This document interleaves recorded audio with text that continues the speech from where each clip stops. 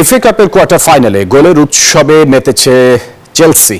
প্রতিপক্ষ পোর্ট ভ্যালকে 7-0 গোলে উড়িয়ে দিয়ে সেমিফাইনাল নিশ্চিত করেছে ব্লুজরা। তবে অঘটনের শিকার হয়ে সাউদাম্পটনের কাছে হেরে বিদায় নিয়েছে আর্সেনাল। অন্য ম্যাচে লিভারপুলকে 4-0 গোলে বিধ্বস্ত করেছে ম্যানচেস্টার সিটি। এদিকে লা লিগার হাই ভোল্টেজ ম্যাচে অ্যাটলেটিকো মাদ্রিদকে হারিয়ে পয়েন্ট টেবিলের শীর্ষস্থান মজবুত করেছে বার্সেলোনা।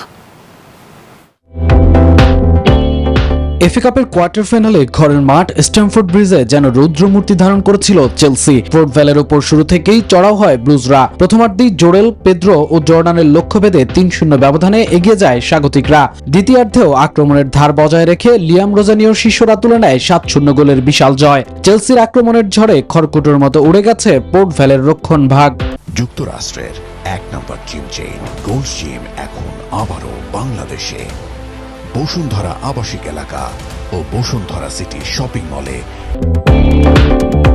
তবে রাতের অন্য ম্যাচে বড় অঘটনের শিকার হয়েছে আর্সেনাল। সাউদাম্পটনের মাঠে 2-1 গোলে হেরে টুর্নামেন্ট থেকে ছিটকে গেছে গানার্সরা।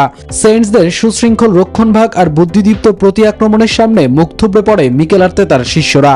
আর্সেনালের স্বপ্ন ভেঙে সেমিফাইনালের টিকিট কাটে সাউদাম্পটন। আরেক হাই ভোল্টেজ কোয়ার্টার ফাইনালে মুখোমুখি হয়েছিল দুই চিরপ্রতিদ্বন্দ্বী ম্যানচেস্টার সিটি ও লিভারপুল। তবে মাঠের লড়াইয়ে আর্নে স্লটের শিষ্যদের পাত্তাই দেয়নি সিটিজেনরা। গোল মেশিন আর্লিং হল্যান্ডের দুর্দান্ত হ্যাটট্রিকে 4-0 ব্যবধানের বড় জয় পায় পেপ গার্দিওলার দল। পুরো ম্যাচে বল দখলের লড়াই করলেও মোহাম্মদ সালাহরা সিটির জালে একবারও বল পাঠাতে পারেননি। এদিকে স্প্যানিশ লা লিগায় রোমাঞ্চ ঠাসা ম্যাচে অ্যাটলেটিকো মাদ্রিদকে তাদেরই মাঠে 2-1 গোলে হারিয়েছে বার্সেলোনা। 39 মিনিটে জুলিয়ানোর গোলে অ্যাটলেটিকো লিড নিলেও 42 মিনিটে রাশফোর্ডের গোলে সমতায় ফেরে কাতালানরা। শ্বাসরুদ্ধকর ম্যাচের শেষ মুহূর্তে রবার্ট লেভানডস্কির গোলে জয় ছিনিয়ে নেয় হ্যান্সি ফ্লিকের শিষ্যরা। এই জয়ে 76 পয়েন্ট নিয়ে টেবিলের শীর্ষস্থান আরও শক্ত করল বার্সা।